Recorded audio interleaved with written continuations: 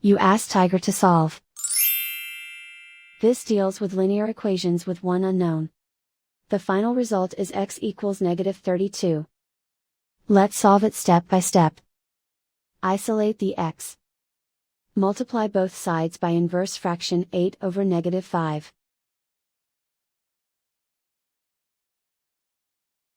Move the negative sign from the denominator to the numerator.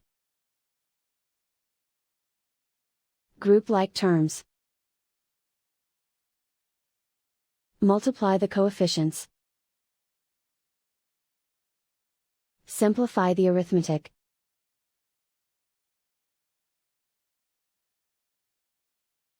Move the negative sign from the denominator to the numerator.